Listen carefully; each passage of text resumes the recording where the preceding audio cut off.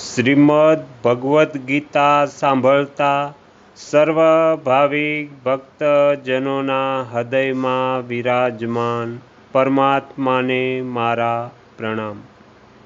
શ્રીમદ ભગવદ્ ગીતાના અત્યાર સુધીમાં આપણે 141 ભાગ સાંભળ્યા છે। આજે આપણે 142મો ભાગ સાંભળીશું। હરિ ઓમ। ચોથા અધ્યાયના 29મા અને 30મા શ્લોકનો અર્થ છે, બીજા કેટલાય પ્રાણાયામ પરાયણ થયેલા યોગી લોકો અપાનમાં પ્રાણનો પૂરક કરીને પ્રાણ અને અપાનની ગતિ રોકીને પછી પ્રાણમાં અપાનનો હવન કરે છે, તથા અન્ય કેટલાય નિયમિત આહાર કરવાવાળા પ્રાણોનો પ્રાણોમાં હવન કર્યા કરે છે। એ બધા સાધકો યજ્ઞો દ્વારા પાપોનો નાશ કરવાવાળા અને યજ્ઞોને જાણવાવાળા છે। પ્રાણનું સ્થાન હૃદય ઉપર તથા અપાનનું સ્થાન ગુદા નીચે છે। શ્વાસને બહાર કાઢતી વખતે વાયુની ગતિ ઉપરની બાજુ તથા શ્વાસને અંદર લઈ જતી વખતે વાયુની ગતિ નીચેની બાજુ થઈ જાય છે। એટલા માટે શ્વાસને બહાર કાઢવાનું પ્રાણનું કાર્ય અને શ્વાસને અંદર લઈ જવાનું અપાનનું કાર્ય છે। યોગી લોકો પહેલાં બહારના વાયુને ડાબી નાસિકા એટલે ચંદ્ર નાડી દ્વારા અંદર લઈ જાય છે। તે વાયુ હૃદયમાં રહેલા પ્રાણવાયુને સાથે લઈને નાભિથી પસાર થઈને સ્વાભાવિક રીતે જ અપાનમાં લીન થઈ જાય છે। આને પૂરક કહે છે। પછી તેઓ પ્રાણવાયુ અને અપાનવાયુ બંનેની ગતિ રોકી દે છે। ન તો શ્વાસ બહાર જાય છે અને ન શ્વાસ અંદર આવે છે। આને કુંભક કહે છે। એના પછી તેઓ અંદરના વાયુને જમણી નાસિકા એટલે સૂર્યનાડી દ્વારા બહાર કાઢે છે।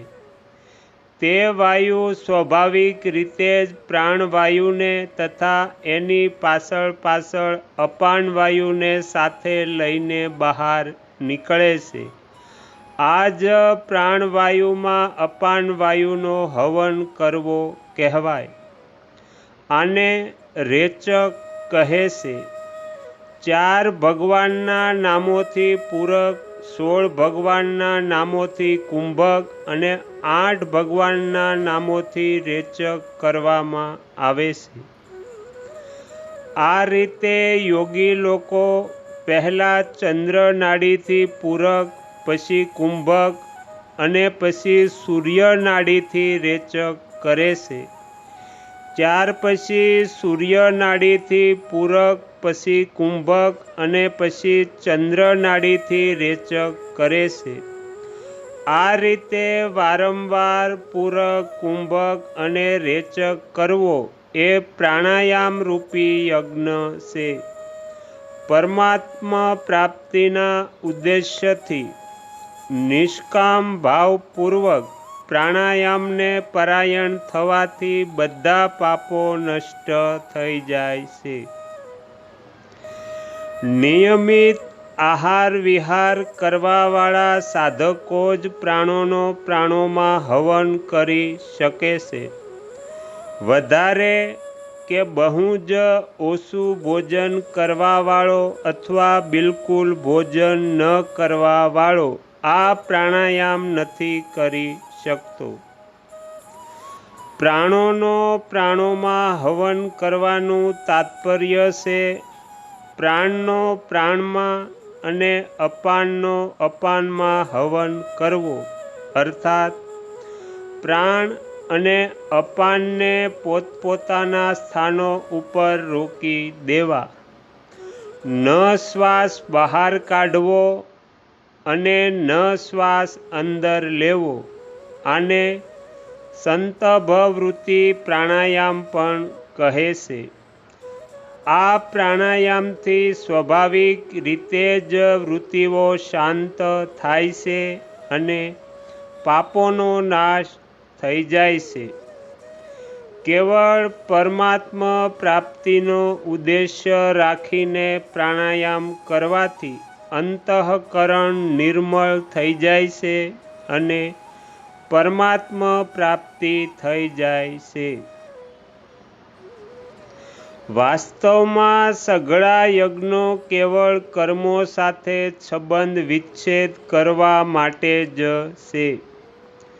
કર્મો સાથે સર્વથા સંબંધ વિચ્છેદ થતાં પરમાત્માનો અનુભવ થઈ જાય છે. જે લોકો અવિનાશી પરમાત્માનો અનુભવ કરવા માટે યજ્ઞ નથી કરતા, ઉલટાના આ લોક અને પરલોક, સ્વર્ગ વગેરેના વિનાશી ભોગોની પ્રાપ્તિ માટે જ યજ્ઞ કરે છે, તેઓ યજ્ઞના તત્વને જાણવાવાળા નથી. કારણ કે વિનાશી પદાર્થોની કામના જ બંધનનું કારણ છે. આથી મનમાં કામના અને વાસના રાખીને પરિશ્રમપૂર્વક મોટા મોટા યજ્ઞો કરવા છતાં પણ જન્મ મરણનું બંધન ચાલુ રહે છે. તો અહીંયા શ્રીમદ્ ભગવદ્ ગીતાનો 142મો ભાગ સમાપ્ત થાય છે. હવે પછીના વિડીયોમાં આપણે 143મો ભાગ સાંભળીશું.